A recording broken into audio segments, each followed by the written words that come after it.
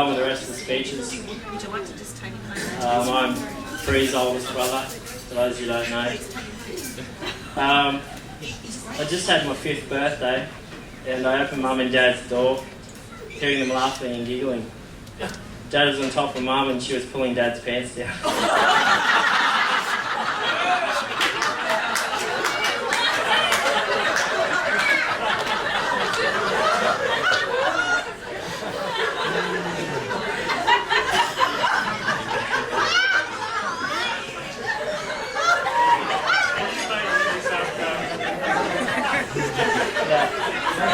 No, this is true.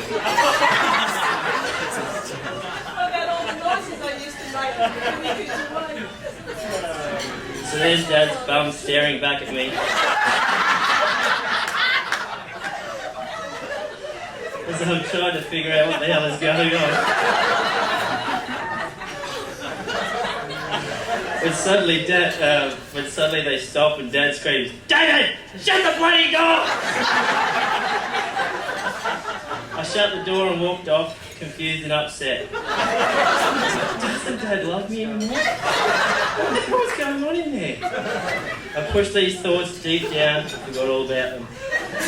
Many years later, I realised what was going on in that room and why Dad had reacted so. I mean, who wouldn't react that way? Unless it was your mate at the door who you teed up to come in innocently after 5 minutes.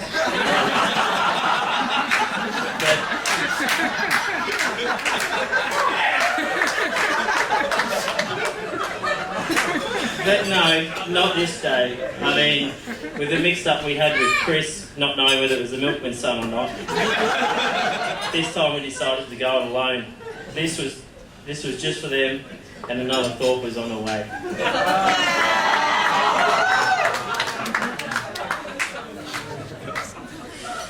I remember Mum pregnant and it taking forever for Pre to be cooked and pop out, but when she did, she would cook to perfection. That Christmas was different because, better than all the toys in the world, we got our little sister Pre. And Ben Robertson, unbeknownst to him, had been granted or guaranteed to lose his virginity place many years in the future. Pre and I have a little tradition of hand-me-downs over the years. Baby clothes, strollers, books, and the Lancer Fun Buggy. Lancer Fun Buggy was my first car. I rode the shit out of that beast, and when I was done, it became Pre's first ride. Car. A lot like Ben, who also got ridden and passed on.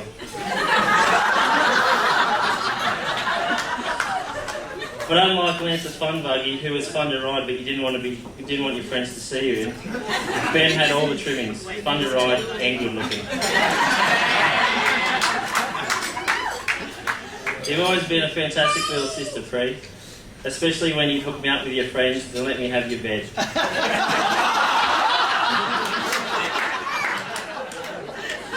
And I want you to know that there's my bed for you guys whenever you need it, but not for sex. Just for blue balls and someone who won't leave. That's all I ever got out of sleeping in your bed. But I'm happy to inform you that Pre's been in training almost a whole life for this night. Way back when she'd only just learnt to crawl, she was in the garage eating dirt and enjoying shoveling dirty things in her mouth.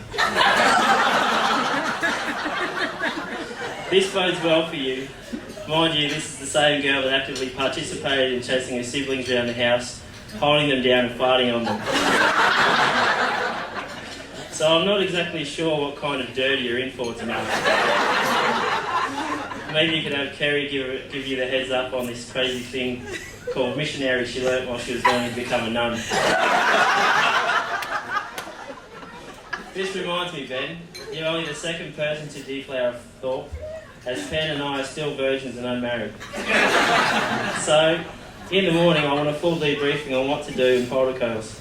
I, being said virgin, have so many questions, like, what do I do after sex? Do I cry? Do I thank her? Do I leave money on the dresser?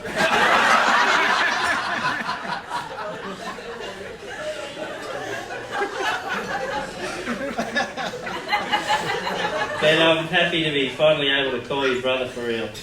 You're the type of person you want your little sister to spend her life with.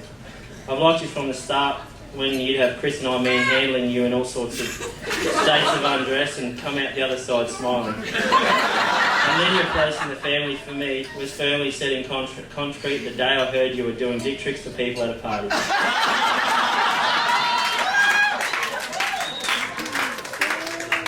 Welcome, brother. I'm a happy man standing here today, sharing in this happiness with you, Pri, and everyone here. Keep doing what you two do best. Love the shit out of each other, and happiness will continue to follow. Love yous.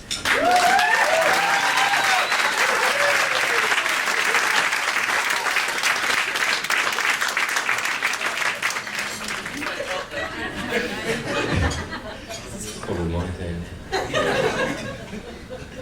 I always tease Pri over the years that I had some really good stories for this day. And Pri always cringed at the thought. But I'm a nice brother nowadays. Gone are the days when I would hold her arms behind her back and tell her to watch out for the wall that she ran into it. So, I'm going to tell 3 stories today about Pri, so you can understand her better and our relationship. So the first story takes me back to when I was in grade 2. And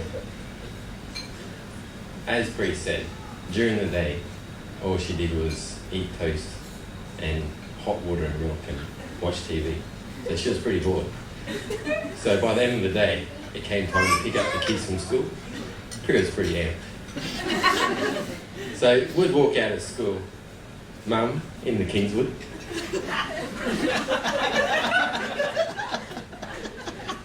That isn't actually a good thing. But Pri would be standing on the back seat with the window half down, hanging out like a dog. Chris! Anyway.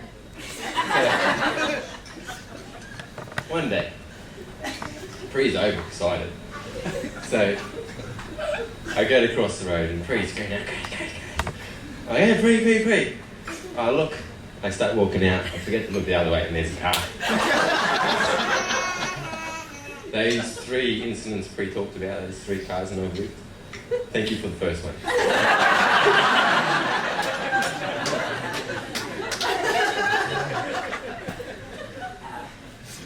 And the second story, Pri does sometimes think she's funny. One day she thought she was really funny. And the family was on the Gold Coast at the beach.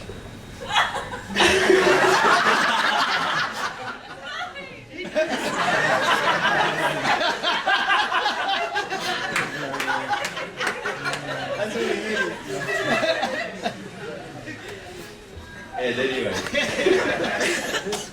we had a bodyboard. Could be as if you leave the room free. So anyway, we're in the shallow water, and I'm laid on the bodyboard, and Pri's holding on to the leg rope, and she starts pulling me along. I'm like, this is pretty good. Anyway, so she starts running faster. And then I start laughing and she's like, this must be even better. Oh, this is pretty funny. Look at me towing you. Oh, this is pretty good, isn't it? So she's running faster and faster. So I'm laughing harder and harder and Pri is looking at herself going, I'm really funny. She didn't realise that her tits had popped out.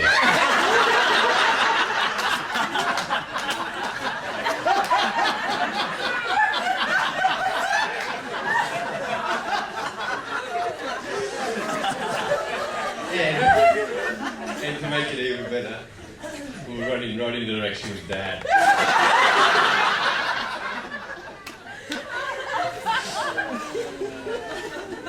So, just the thought of how will Dad handle this.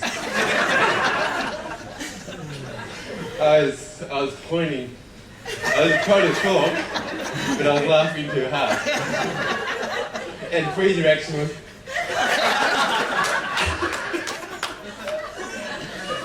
and anyway, so I start to stutter the words. And anyway, I ended up squeezing her. Boo! As we got about 3 meters away from Dad, she's looked out. The best part of the story though, Dad didn't see her tits. Hallelujah. But so, the third story. I'll save the best story for last. But this is actually the story about who Pri really is. And I remember that when Pri was in, she was in, can I have a typo or something? When Pri was in grade 1, there was a boy.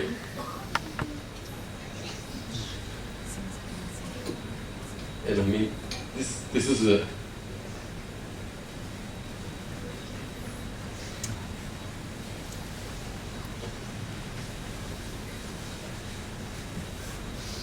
Did you bring it clean?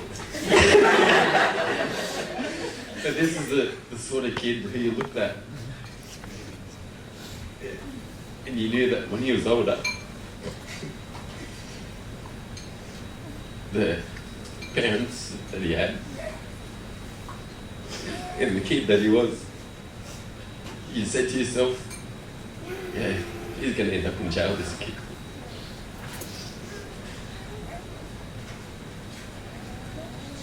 But for even like in grade 1, would spend the time with this kid to let him know that he had a friend and that he wasn't stupid.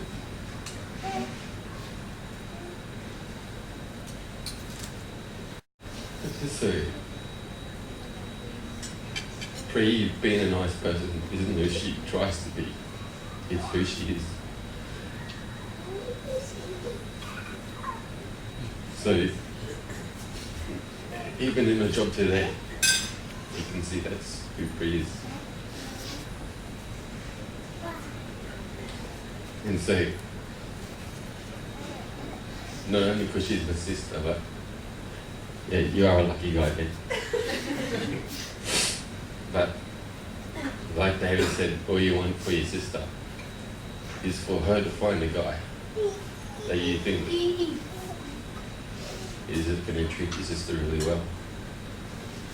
And so I'm glad that that's who you are. So now that I can't talk, I'm going to stop. But yeah, but it's great to have a sister that we're proud of, everyone's proud of, and that I know that you guys are going to have a great future together. So congratulations and thank you both.